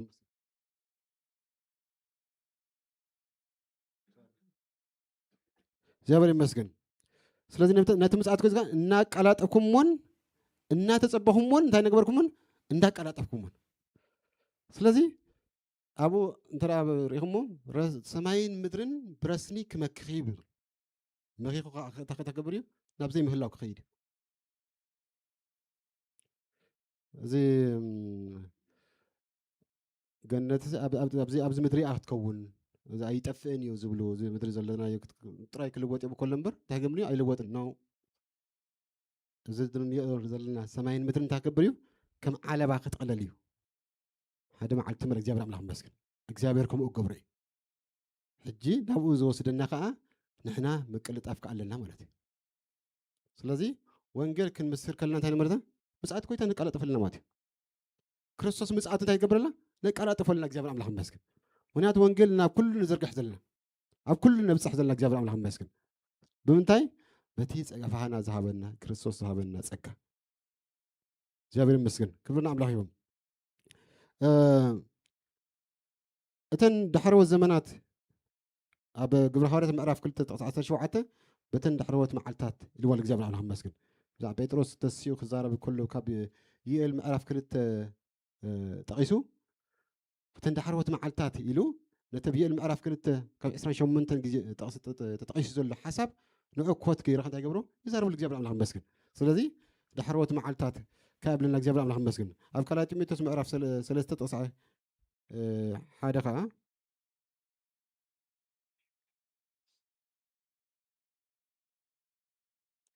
ካልኣይ ጢሞቴዎስ ምዕራፍ 3 ጥቕስ ሓደ ኣብተን ዳሕረወት መዓልታት ግና ካ ይብለና ሕጂ ነታ ደልየ ዘለኹ ነታን ዳሕረወት መዓልታት ኢልዎ ዘሎ ምልኣት ዘመን የመልክተልና ዳሕረወት መዓልታት ዳሕረወት ግዜያት እግዚአብሔር ኣምላኽ ይመስገን የመልክተልና ማለት እዩ። ስለዚህ ምልኣት ዘመን ምስ መፀ ክርስቶስ ወዲ ኣምላኽ እቲ ምልኣት ዘመን ንክርስቶስ ወዲ ኣምላኽ ምጽኣት የመልክተልና እግዚአብሔር ኣምላኽ ይመስገን። ስለዚህ ምልኣት ዘመን ምስ መፀ ነፍሲ ወከና ብክርስቶስ ዝድሓናኻ ጸጋ ተዋሂብና። ስለዚህ እዚ ጸጋ ተዋሂብና ዘሎ ከዓ ንምስክርነት ንሰባት ናብ ኩይታ ንኸመፁ ሰባት ንኽድሕኑ ማሕበር ከዓ ንኽትዓቢ ንኽትሰፍሕ ኣብ ኩሉ ምድሪ ከዓ ንኽትበፅሕ እግዚአብሔር ኣምላኽ ይመስገን። እዚ ተዋህበና ጸጋ ንሱ እዩ። ድሓር ከዓ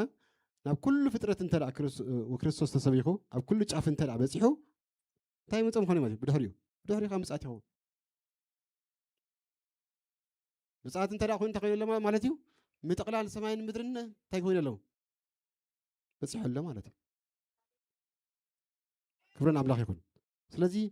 ንዓይን ንዓኻትኩም ዝተዋህበና ጸጋ ቀሊል ጸጋ ኣይኮነን ማለት እዩ። ካብዚ ኣገልግሎት እዚ ካብዚ ኣብዚ ንግልገለሉ ኣገልግሎት ሓሊፉ እንታይ ንምዃን እዩ ክርስቶስ ብኣና ገይሩ ኣብ ሰማይ ዘሎን ኣብ ምድሪ ዘሎን ክጠቕልሎ እዩ። ብክእለትና ኣይኮነን ብሓይልና ኣይኮነን ብተባላሕነትና ኣይኮነን እንታይ ደኣ ብጸጋ እግዚአብሔር ኣምላኽ ይመስገን። ስለዚ 4 ነገርና ርኢና ተቐንደ ሕጂ ተዛረቡ ኩላ ብዛዕባ እታ ዝወሃበ ጸጋ ንምጥቕላል ሰማይን ምድርን እትብል ቀንዲ ሓሳብ ዘሎ ዝረኣናያ መጀመርያ ዝረኣናዮ እንተ ነርና ናይ ምድሓን ጸጋ ናይ ምንታይ ጸጋ ብድሕሪኡ ናይ ኣገልግሎት ጸጋ ናይ መከራኻ ጸጋ እግዚአብሔር ኣብ ግዜ መከራኻ ዝህበካ ጸጋ እግዚአብሔር ኣምላኽ ይመስገን። ጳውሎስ ምዕራፍ 12 ካልኣይ ቆሮንጦስ እቲ ዝሓልፎ ዝነበረ ሽግር ብምንታይ ዝሓልፎ ነይሩ ብጸጋ እዩ ዝሓልፎ ነይሩ። ተስፋይ ጸጋ ይኣኽለካ ኢልዎ ብምንታይ ዝሓልፎ ነይሩ ብጸጋ እዩ ዝሓልፎ ነይሩ። ጸጋ ንመታን ክትረክብ ከዓ ናብ ትሕቲ እታ ጽንዒት ኢድ ኣምላክካ ትሕት ምባል ከዓ የለና። ናይ እግዚኣብሔር ጸጋ ንምርካብ ናብ ምንታይ የለና ማለት እዩ ናብ ትሕቲ ብግዜ ፀባኹም ረድኤት መታን ክትረኽቡ ናበይ ትሕት በሉ ናብ ትሕቲ ጽንዕቲ ኢድ ኣምላኽ ትሕት በሉ። ዕብራውያን ምዕራፍ 4 እግዚአብሔር ኣምላኽ ይመስገን። ስለዚ ብክርስቶስ ሽግር ኣብ ዝመፀሉ ግዜ ዝመፀሉ ብዝተኻእለ መጠን ንፀመም ኣይነው ከቢድ እዩ ግን ንፀመም። ምክንያቱ ሓደ ግዜ እቲ ኣብ ዕበል ዝሰቐልካዮ ስጋኻ ሽዑ ተመጣጢርካ ትረክቦ ኢኻ ሽዑ ኣብ ካልእ ግዜ ትረክቦ ኢኻ ተመጣጢርካ ኣብ ሽዑ ግዜ ግን ኣብ ስጋኻ እንተዳ መፅያ ግን ተመጣጢርካ ትረክባ እታ ዝሰቐልካዮ ቀደም ናይ ስጋኻ ነገር ሽዑ እንታይ ትገብር تركب تمسح فصيم كشعو خا منفساو نتوص عوش طلق ساونت كاتاتت نشعو ده حركات مشكا كنت تعسخ صبوت متعسب زيابنا من خمسه تكن تاخلكم دليل بكريستوس بصحنا مكراغن تصميمنا نحلفو تحتسب كم زخونا عين رئي نفسنا عين قرنا نفسنا وكنا كم تصميمنا نحلف كل ناس نحنا برتعات كم زخونا نحنا حيالات كم زخونا زيابنا من خمسه من ياتك ممهرنا مني كريستوس ممهرنا متصرفه مليس زي يتصرفه يخيل كون يريو يخيل نيريو جابر املاح مسكن كن كريستوس كل لغير يفلطيو ممص الى ما يفلطيو جابر املاح مسكن بتحد وغن اي بحالي نمبر يهودا سغويتا يواركو تقول تقولها اي بحال مرتاي غويتا يواركو يهودا ونياتو يهودا تمنقدي سلاز مرحيو كريستوس تسغيلو ولا كفرت كله تحت لو نتفقدنا املاح انتقنا مالتي تمنقد زمر حق المني يهودايو اجي تبارك لنا يتبارك لنا سوري انت كم زغون نفلتنا እግዚአብሔር አምላክ ይመስገን ነገር ዘርባለ ዘምጽው እግዚአብሔር ክብርና አምላክ ይሁን ስለዚህ ክርስቶስ ከም ጸረፎ ጸሪፉ ነር ተዝኸውን መልሱ ነር ተዝኸውን ንሕና በህይወት ይማልና ሂጅ አነ ንስኻትኩም ናብዚ ኣብ ሰማያት አይምተቀመጥና ነርና ኣብዚን ከልና ሰምታ አይምተቀመጥና ኣብ ክርስቶስ ተሰዊሩ ዝወል ዘሎ ኣብ ሰማያት አይማሃለና ነርና አነ ንስኻትኩም ካህናት አይምኾና ነርና አነ ንስኻትኩም አይምኾና ነርና ወረስቲ አይምኾና ነርና እግዚአብሔር አምላክ ይመስገን ክርስቶስ ሳላ የጸረፈ ሳላ ንቦዝ ስለስተአዘዘ ኣብ መስቀል ሕራይ ኢሉ ስለዝኸደ እግዚአብሔር አምላክ ይመስገን ስለስተሸንከረ እግዚአብሔር አምላክ ይመስገን ስለዝሞተ ስለኻ ዝተንሰ እግዚአብሔር ክብርና አምላክ ይሁን ኩሉ ብስጋ ገይርዎ ነር ተዝኸውን ግን እንታይ ይሁን ሕና ትርጉም መምፀይ ቢኡ ካልእ ትርጉም መሓዘ ማለት እዩ ኣይመፀን እውን ነይረ ስለዚ አምላክ ከምኡ ይግበረና هذا حدا جس أملاك سي تحت سنبر غيرنا مش تتصرف تدلمو يلقى شو تقول كروصات تدلي نو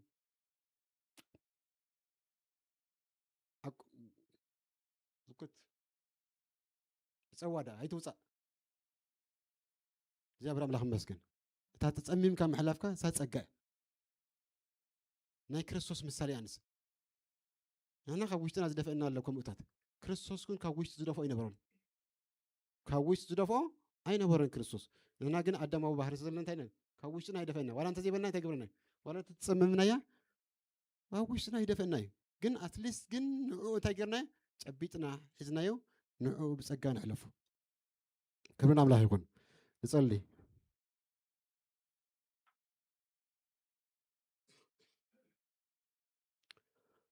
هاليلويا ኢየሱስ እግዚአብሔር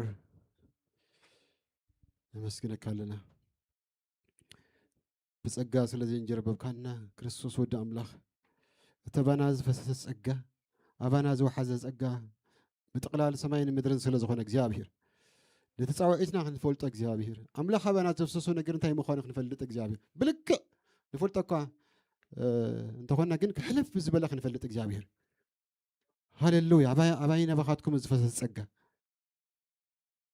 زيابير كيلو نايجزاو التحالفون تاني منه المخانيو نمت أغلان سماين مدرن زتكم سجايو زجل قل سجايو كريستوس بأنا غير سماين مدرن كتقوله بتبانا زو حاسس سجاك زيابير أملاح مسكين كبرنا أملاحيو هاللويا يسوع هاليلويا ኢየሱስ إليك سوى اسمك አይደክምልክ ኢየሱስ ኢየሱስ ኢየሱስ ኢየሱስ إليك سوى اسمك አይደክምለካ ሃሌሉያ ኢየሱስ ኢየሱስ ኢየሱስ ኢየሱስ እግዚአብሔር ንባረኮ እስኪ ነዛ አምላክ እግዚአብሔር አምላክ ይመስገን ሃሌሉያ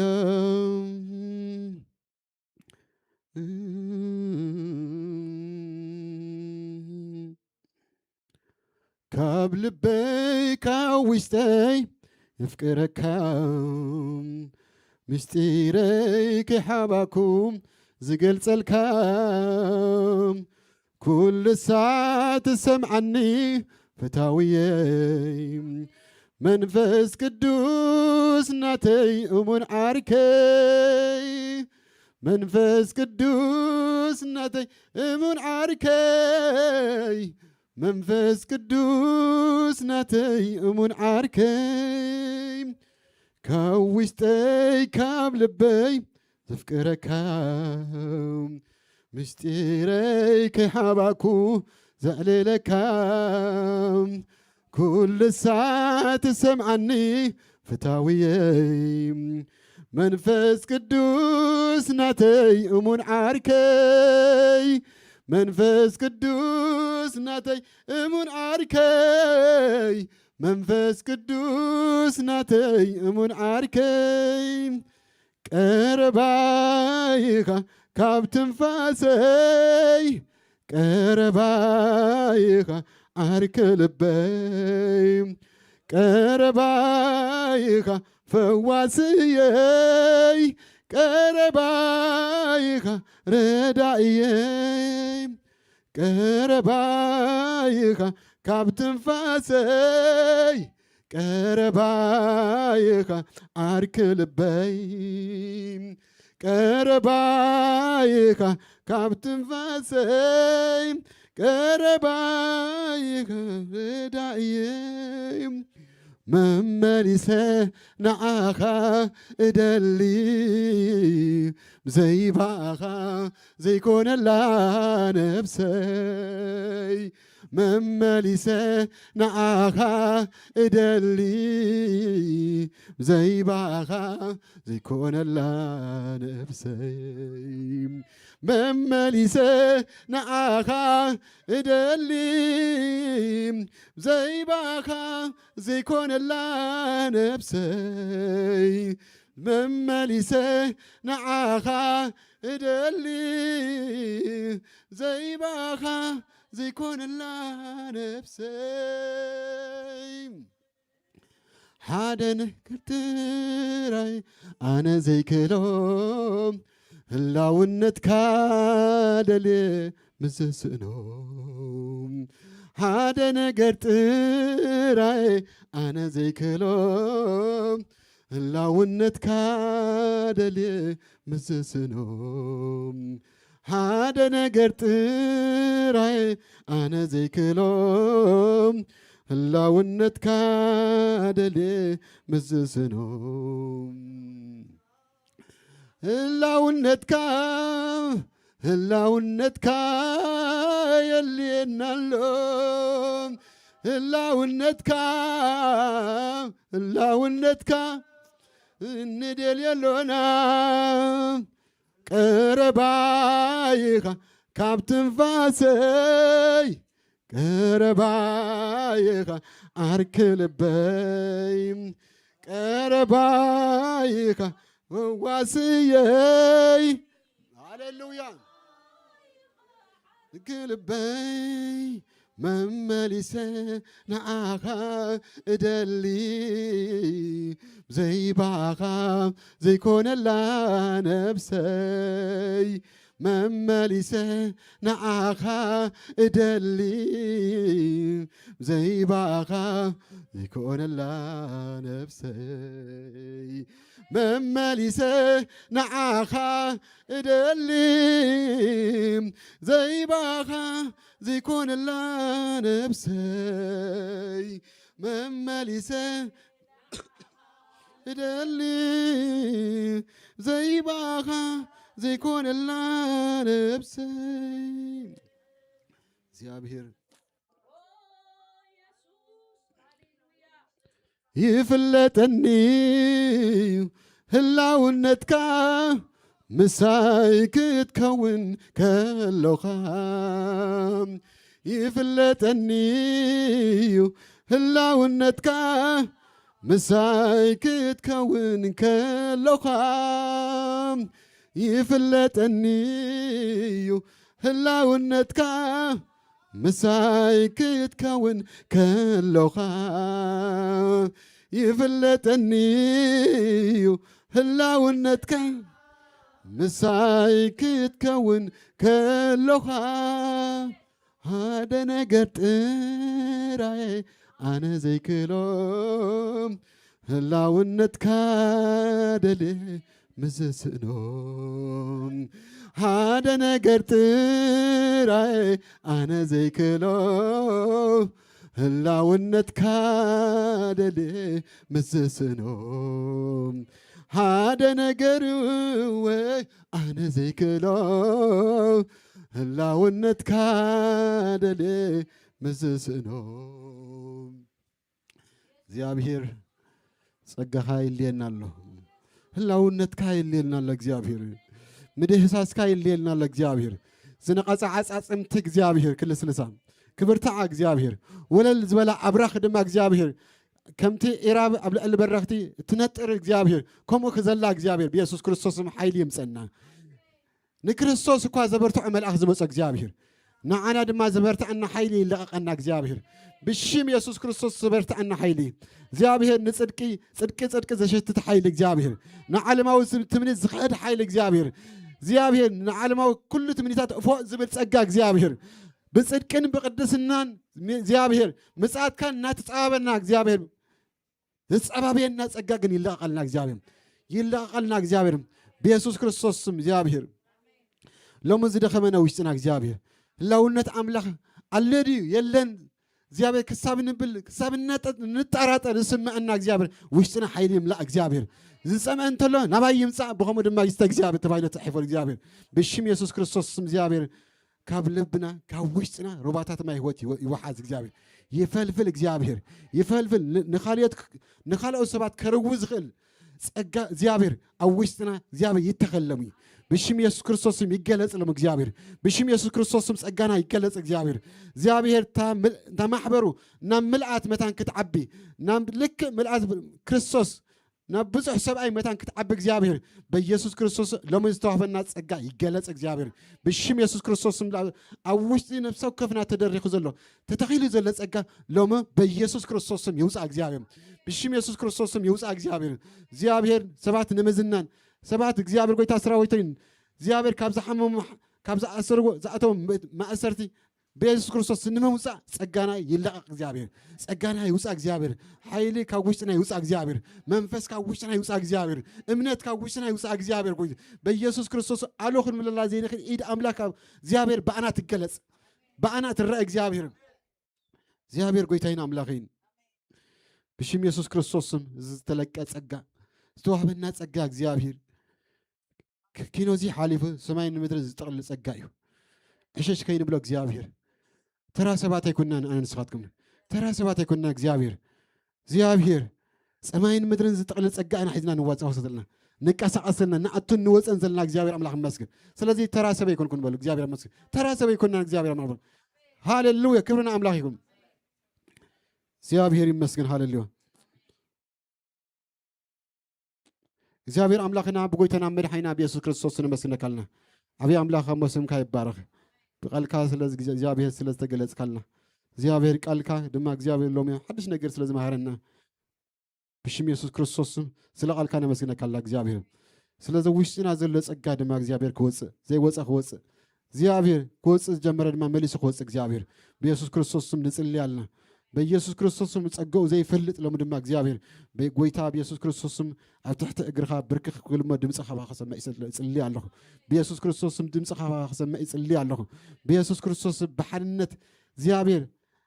ክንዓቢ እግዚአብሔር بقويتا بيس كريستوس سم بقويتا بيس كريستوس نحرحنا نتصاورنا كنبر كنعبد ما خطرنا يصلي الله فقر املاح بقويتا بيس كريستوس او بلبنا زلي يوحس صقا املاح بقويتنا زلي لا እግዚአብሔር بحيل املاح بقويتنا زلي يوصا እግዚአብሔር قويتاين املاخين بقويتا بيس كريستوس سم سلا كل ነገር ካነ መስነከልና ስለዚህ ኣብዚ ቤት እዚ ዘገልግሉ ኩሎም አገልገልት ድማ በኢየሱስ ክርስቶስ ስም ጸጋ ይብዛሐለም ጸጋ ይብዛሐለም ስለተን ብሕቡ እግዚአብሔር ብሰብ ዘይራእዩ በአምላክ ግን ዝራእይ ብሕቡ ዘገልግሉ እግዚአብሔር በጎይታ በኢየሱስ ክርስቶስ ስም ዓስቦም ብዙሕ ከም ዝኾነ ፈሊጦም ነቲ ዝተግህሉ ዘሎ ዕላማ መልሶም እግዚአብሔር ክብርቱ ይጽልይ ኣለኹ መልስካ ጸጋ ክተብዛሐሎም ይጽልይ ኣለኹ በጎይታ በኢየሱስ ክርስቶስ ስም ስለ ሁሉ ነገርካ ነመስግነካልና ክብር ሁሉ ንዓኻ ይሁን በኢየሱስ ክርስቶስ ስም አሜን